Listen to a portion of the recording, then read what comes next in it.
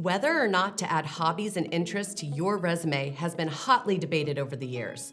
But one study showed about half of employers have actually selected candidates based on their hobbies. If you want to know how to professionally showcase your hobbies and interests on your resume, you're in the right place. I'm Amanda Augustine, your resident career expert here at Top Resume. And in this video, we'll take a look at what to include and what to leave out when writing about your hobbies and interests on your resume.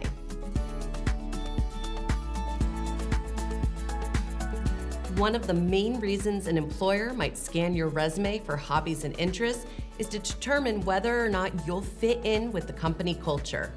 Adding this touch of personality can quickly help you stand out from the crowd if you do it correctly. First, let's define the difference between hobbies and interests. Hobbies are activities that you currently do, for example, sports or music, while interests can be ideas and topics that pique your curiosity. There are a few benefits to adding hobbies and interests to your resume.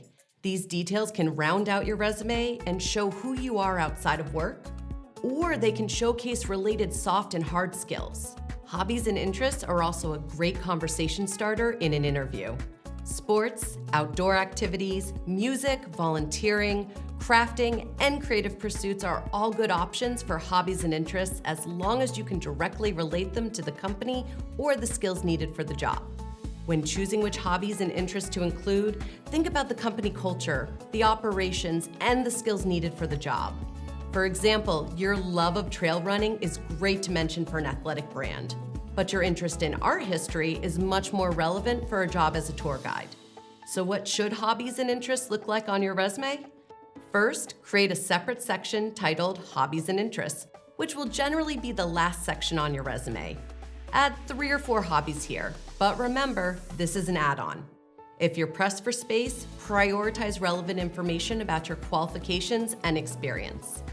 By understanding the right ways to include hobbies and interests on your resume, you can catch the hiring manager's attention and leave them wanting to get to know you better.